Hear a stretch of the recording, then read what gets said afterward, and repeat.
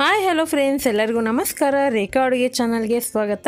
ಬನ್ನಿ, ಇವತ್ತು ಒಂದು ಸಿಂಪಲ್ ಆಗಿ ಎಲ್ಲ ತರಕಾರಿ ಹಾಕಿ ಒಂದು ಕಲರ್ಫುಲ್ ಆಗಿ ವೆಜಿಟೇಬಲ್ ಫ್ರೈ ಮಾಡೋದು ತೋರಿಸ್ಕೊಡ್ತೀನಿ.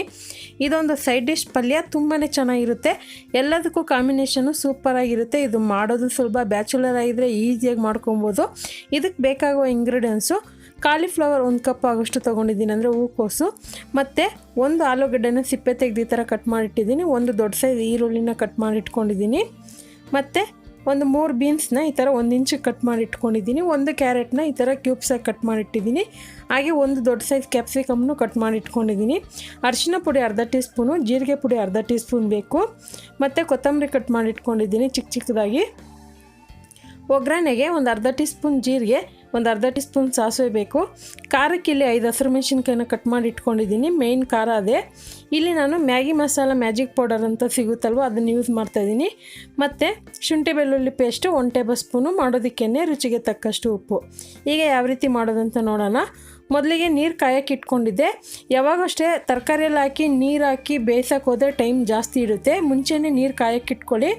ಈಗ ಎಲ್ಲ ತರಕಾರಿ ಹಾಕ್ಕೊತಾ ಇದ್ದೀನಿ. ಇದ್ರ ಜೊತೆಗೆ ನೀವು ಬೇಕಂದರೆ ನೌಕೋಲು ಅಥವಾ ಮುಲ್ಲಂಗಿ ಮತ್ತು ಬಟಾಣಿ ಯಾವ್ದು ನಿಮ್ಗೆ ಇಷ್ಟ ಅದೋ ಅದು ಯೂಸ್ ಮಾಡ್ಕೊಬೋದು. ಹಾಗೆ ಸ್ವಲ್ಪ ಉಪ್ಪು ಹಾಕ್ಕೊಂಡಿದ್ದೀನಿ. 5 ನಿಮಿಷವರೆಗೂ ಬೇಯಿಸ್ಕೊತೀನಿ. ಯಾವುದೇ ಕಾರಣಕ್ಕೂ ಕುಕ್ಕರಲ್ಲಿ ಮಾಡೋಕ್ಕೆ ಹೋಗಬೇಡಿ. ಜಸ್ಟ್ ಇದನ್ನು 5 ನಿಮಿಷ ಬೆಂದರೆ ಸಾಕು, ಒಂದು 3/4 ಭಾಗ ಬೇಯುತ್ತೆ. ಯಾಕಂದರೆ ಇದು ಎಲ್ಲ ಈಸಿಯಾಗಿ ಬೇಗನೆ ಬೇಯೋಂಥ ತರಕಾರಿನೇ ನಾನು ಯೂಸ್ ಮಾಡಿರೋದು. ಬಟಾಣಿ ಇತ್ತು, ಆದರೆ ಮರ್ತ್ಕೊಂಡಿದ್ದೆ, ಹಾಕಿರಲಿಲ್ಲ. ನಿಮ್ಮ ಹತ್ರ ಏನಾದರೂ ಹಸಿ ಬಟಾಣಿ ಇದ್ದರೆ ದಯವಿಟ್ಟು ಯೂಸ್ ಮಾಡ್ಕೊಳ್ಳಿ, ಇನ್ನೂ ಚೆನ್ನಾಗಿರುತ್ತೆ. ಸೊ ಹಸಿ ಬಟಾಣಿ ಯೂಸ್ ಮಾಡಿ. ಈಗ ಇದು 5 ನಿಮಿಷ ಆದಮೇಲೆ ಇದನ್ನು ಒಂದು ಪ್ಲೇಟಿಗೆ ಹಾಕಿಟ್ಕೊತಾ ಇದ್ದೀನಿ. ನೋಡ್ತಾ ಇರ್ಬೋದು ಎಲ್ಲ ತರಕಾರಿನೂ ಚೆನ್ನಾಗಿ ಬೆಂದಿದೆ.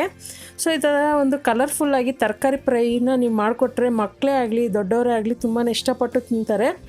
ಈಗ ಒಗ್ಗರಣೆ ಮಾಡೋದು ನೋಡೋಣ. ಒಂದು ಫ್ರೈ ಪ್ಯಾನ್ಗೆ ಒಂದು 2 ಟೇಬಲ್ ಸ್ಪೂನ್ ಎಣ್ಣೆ, ಸಾಸಿವೆ, ಜೀರಿಗೆ, ಈರುಳ್ಳಿ ಇದೆಲ್ಲ ಹಾಕ್ಕೊಂಡು ಫ್ರೈ ಮಾಡ್ಕೊತಾ ಇದ್ದೀನಿ. ಈರುಳ್ಳಿ ಅನ್ನೋದು ಆಪ್ಷನಲ್, ನಿಮ್ಗೆ ಎಷ್ಟು ಬೇಕೋ ನೋಡಿ ಹಾಕ್ಕೊಳ್ಳಿ. ಇಲ್ಲಿ ಮೇನ್ ಇಂಗ್ರೀಡಿಯೆಂಟ್ಸು ಖಾರಕ್ಕೆ ನಾನು ಹಸಿರು ಮೆಣಸಿನ್ಕಾಯಿ ಯೂಸ್ ಮಾಡ್ತಾಯಿದ್ದೀನಿ. ನೀವು ಬೇಕಂದರೆ ಖಾರದ ಪುಡಿನೂ ಹಾಕೋಬೋದು, ಅದಕ್ಕೆ ಕಲರ್ ಸ್ವಲ್ಪ ಡಿಫ್ರೆಂಟ್ ಬರುತ್ತೆ. ಮತ್ತು ಇದಕ್ಕೆ ಕ್ಯಾಪ್ಸಿಕಮ್ ಹಾಕ್ಕೊತಾ ಇದ್ದೀನಿ. ಖಾರದ ಪುಡಿ ಬದಲು ಪೆಪ್ಪರ್ ಪುಡಿ ಕೂಡ ಯೂಸ್ ಮಾಡ್ಕೋಬೋದು. ಈಗ ನಾನು ತರಕಾರಿನೆಲ್ಲ ಒಂದು ಸ್ವಲ್ಪ ದೊಡ್ಡ ಸೈಜಾಗಿ ಕಟ್ ಮಾಡ್ಕೊಂಡಿದ್ದೀನಿ. ಯಾಕಂದರೆ ಊಟದ ಜೊತೆ ಸೈಡ್ ಡಿಶ್ ಆಗಿ ನೆಂಚ್ಕೊಳಕ್ಕಂತ ಚೆನ್ನಾಗಿರುತ್ತೆ ಇದು. ಸೊ ಅದಕ್ಕೋಸ್ಕರನೇ ಈಗ ಇದಕ್ಕೆ ಶುಂಠಿ ಬೆಳ್ಳುಳ್ಳಿ ಪೇಸ್ಟು ಹಾಕ್ಕೊಂಡು ಫ್ರೈ ಮಾಡ್ಕೊತಾ ಇದ್ದೀನಿ.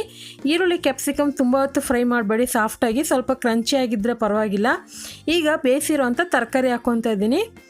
ಇವಾಗ ತರಕಾರಿ ಎಲ್ಲ ಹಾಕ್ಕೊಂಡು ಚೆನ್ನಾಗಿ ಫ್ರೈ ಮಾಡ್ಕೊಳ್ಳೋಣ. ಯಾಕಂದರೆ 5 ನಿಮಿಷ ನಾನು ಬೇಯಿಸ್ಕೊಂಡಿದ್ದೆ, 3/4 ಭಾಗ ಬೆಂದಿರುತ್ತೆ.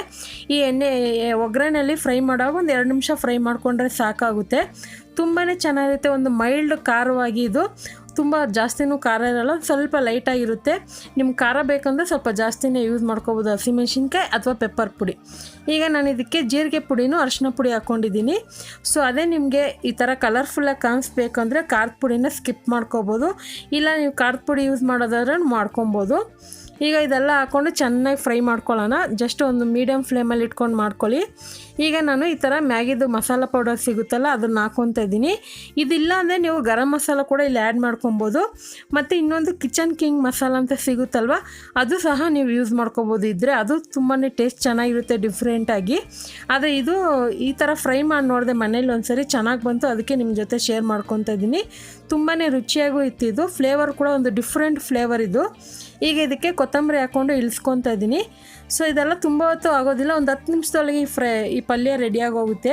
ನೀವೇನಾದರೂ ಬೇರೆ ಬೇಳೆ ಸಾಂಬಾರು ಮಾಡಿರ್ತೀರ ಅಥವಾ ಅನ್ನ ರಸದ ಜೊತೆಗೆ, ಮೊಸರನ್ನ ಜೊತೆಗೆ ಏನಾದರೂ ವೆರೈಟಿ ಆಫ್ ರೈಸ್ ಮಾಡಿರ್ತೀರ ಅಂದ್ಕೊಳ್ಳಿ, ಚಿತ್ರಾನ್ನನೋ ಪುಳಿಯೋಗರೆನೋ ರೈಸ್ ಬಾತು, ಅದ್ರ ಜೊತೆಗೆ ಸೈಡ್ ಡಿಶ್ ಆಗಿ ಈ ಥರ ಮಾಡ್ಕೊಬೋದು.